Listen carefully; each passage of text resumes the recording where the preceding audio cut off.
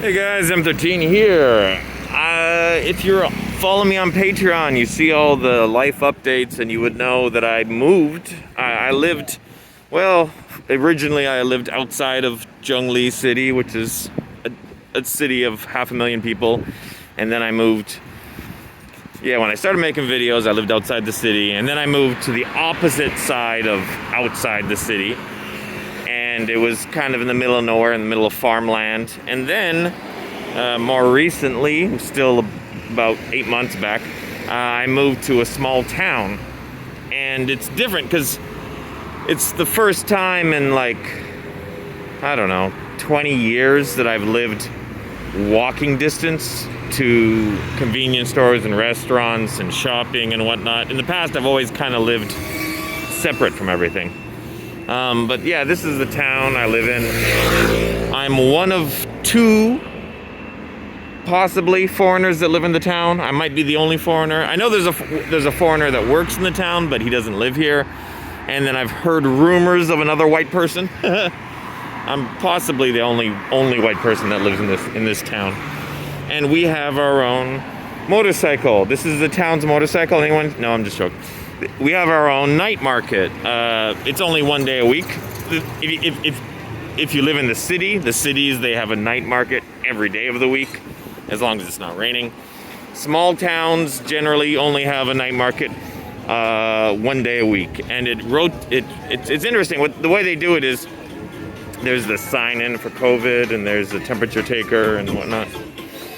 What they do is, in my town, the night market is open on Sunday night, and then in other towns, and then probably the next town over, it would be Saturday night, and the next town over in the other direction might be Friday night. So it kind of rotates on the weekends, so that these food stalls and whatnot, they get 3 nights of work per week. Maybe weekdays in other towns, but as far as I know, it's always Friday, Saturday, and Sunday in small towns. Just one out of the 3 days of the week, 3 nights of the weekend. And so you have clothing here, pants, shirts. 100 NT is roughly $3 US, so it's $3 for some tights, or that's a $10 for the blouses there. Furniture, you have an eating area over there. I don't know, pastries, milk, cheese, chocolate flavored, boba milk, tea everywhere. Blue jeans, they're okay quality. I was feeling them. I was actually considering it. They're about $10 US. Well, one of the things I love about Taiwan is that there's no haggling. You see these haggle videos? They actually have haggling videos online. They get millions of views, and I hate the videos because it's some fat white guy in Thailand or the Philippines or Vietnam, and he goes in somewhere and then he haggles some poor person down from $10 US down to $3 US. And then the video gets millions of views. So this guy is making thousands of dollars by haggling poor people out of $7. It's just if he had any amount of conscience, soul, whatever, empathy, what he should do is make the videos, haggle them down, and then before he leaves the store, just give them $50 US as a tip, because he's gonna go home and make $1,000 off that video. It's ridiculous. It's ridiculous. Here you go. You got sushi and dim sum here. It's 9 pieces for $3. So you can choose whatever you want. You get a whole meal for $3. Oh, I like these. These are good. It's like sticky rice dumplings. I'll get some of those before I leave. For the kids, you can just stick them on that thing and let them spin till they puke. What is this called? I forget what this is called. In America, you got a name for this. I don't know. I don't know what it's called in English. I don't know what it's called in Chinese either, to be honest. I just get it. With the meat on the stick.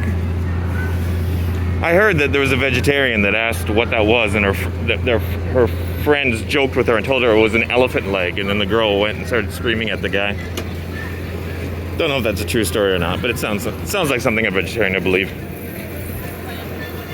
More clothing, $3, $3, $3. I'm filming this on my Pixel 6 phone, which I absolutely love. Supposedly they're glitchy and they still need updates. Mine doesn't really have any problems. The fingerprint reader doesn't work very well, so I just don't use it. I just use a swipe code, you know. Gotta love the people who drive their cars in here. Fat piece of shit smoking a cigarette. Oh geez, no wonder he's driving his car through the middle of a night market. Technically he is allowed to do that, but it's a joke. Yeah, so once a week if the weather's nice. We come here almost every week, to be honest. No, I'm exaggerating. Once a month. We'll try to come once a month at least. They got a fresh fruit stand near the beginning. These are fun. When JD was small, he played these all the time. I guess when Onyx is a bit older, he'll be playing them as well. It's fun because the kids get to play these little games, and it costs like, you know, 50 cents American or something, or less, maybe a quarter, and they get to play these little games that are fun. And they get their money's worth just from playing the game. But in the end, it gives them some tickets and you exchange it for a toy. So you're pretty much just taking 50 cents and buying a toy, but the kids get to play a game on top of it. So it's a win-win. And this is like a scam thing. They'll show you, they'll do like an auction. They'll auction off toys that look cool, like big radio controlled devices and Bluetooth speakers, and you got like a bicycle there. But like a friend of mine was watching this, and then they were like and they walked up to my Taiwanese friend, and they're like, "How much do you think this thing is worth?" And the guy's like, "I don't know, maybe like a $30." And he's like, $30 sold. And my friend didn't want the thing. The guy asked him in question form, "How much do you think this is worth?" And when my friend said $30, the guy's like, "Sold." And my friend was so embarrassed, he didn't want to argue with the guy because, you know, he got like 20, 30 people looking at him. So he just paid it.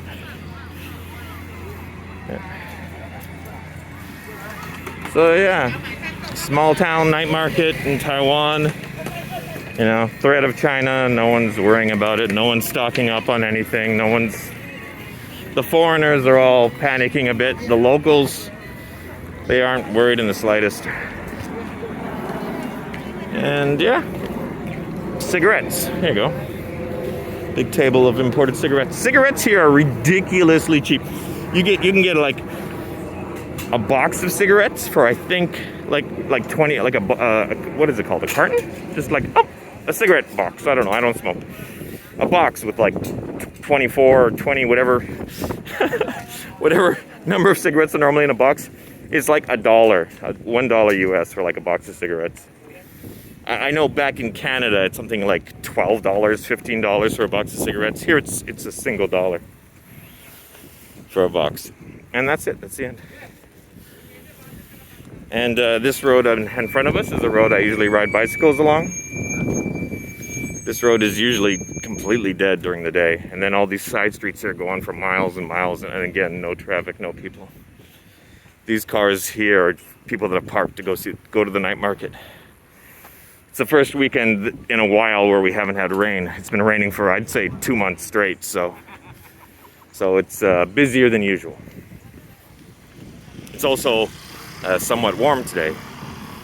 It's the end of February, and the last 3 weeks have been so cold. It's been difficult to even like leave your house, and then the rain on top of that. Anyways, so those few of you that are still watching, thanks for watching, and check out my Patreon, check out my Facebook page, check out my Instagram. I never push that. I think my Instagram is interesting. You know, there's no politics, there's no nothing. It's just interesting pictures of Asia, pictures of my kids a lot. Yeah. Oh, and I'm starting.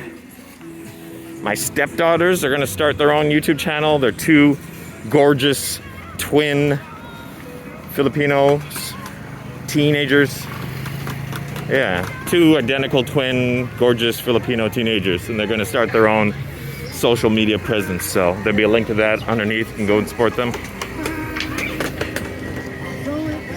It's electronics, 3C stuff, Bluetooth speakers, cables. Yeah. And my glasses are fogging up. All right, guys. That's it. That's the night market.